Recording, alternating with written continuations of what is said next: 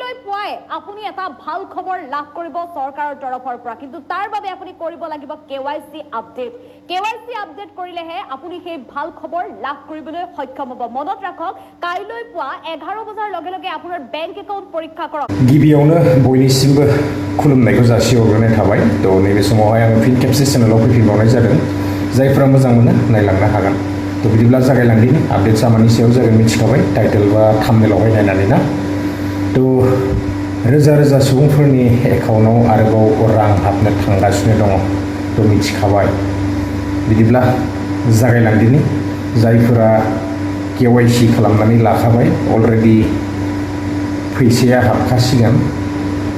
बेबायदिनो जोंहा 10 तारिख प्रत्येक मासनि 10 तारिखआवहाय पेन्सननिफ्राय लानानै आरो अरुणोदय स्किम जायफोरा मोनबाय थायो आइजोफोरनियावहाय हाबो बिखेखे अरुणोदया बेबायदिनो 1250 थाखा ना मा हाबो आरो बेजों लोगोसे जोंहा बेबायदिनो बोराय पेन्सन बेबायदिबो गोबांथार हाबो। नाथाय एकाउन्टआ जोंहा बेबायदिनो रानिं जाबाय थानांगौ आरो KYC थाथारनांगौ ना।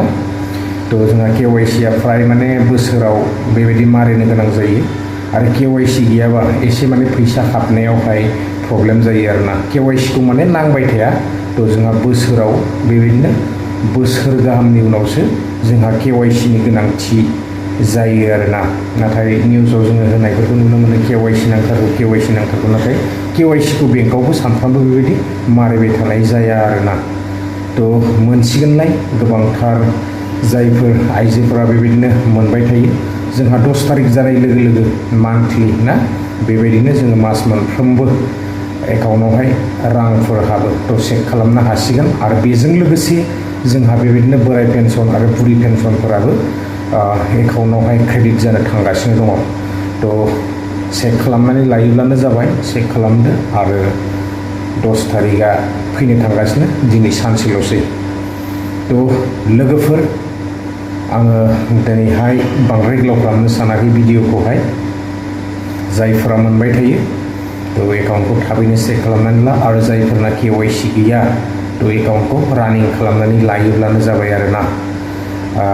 बारा गोलाव खालामला दिनै बेलेग आङो बेबायदि आपडेट्स लाबोआखै आरो बेजों लोगोसे जोंहा बेबायदिनो आपडेट्स दंबावोमोन जिथुनाखि SHGनि ना। तो 10,000 राङा दासिमबो एकाउन्टआव क्रेडिट जायाखै बा गोबावानो जालांबायना। दिनै हाबगोन गाबोन हाबगोन बेबायदिनो जोङो मिथिनो मोन्दों एप्रिलनि 1 तारिखआव एकाउन्टआव हाबगोन। नाथाय बेसेबां सैथो तो फाइनाल आपडेट्स बेबायदि मोननो हायाखै। समजों लोगोसे जोङो मिथिनो मोनसिगोन।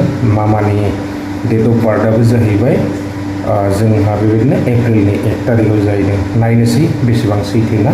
हाबोब्लाथ' जोबोद मोजांनि बाथ्रा। गोबांथार आइजोफोरा नेनानै दङ ना। तो लोगोफोर आङो बारा गोलाव खालामला आपडेट्सआ बेखिनियानोमोन। नेनानै थायोब्लानो जाबाय आरो जोंहा अरुणोदयनि फैसाखौ गाबोन 10 तारिखआव बेबायदिनो मोननो थांगासिनो आरो बोराय पेन्सन बा बुरि पेन्सननिबो ना।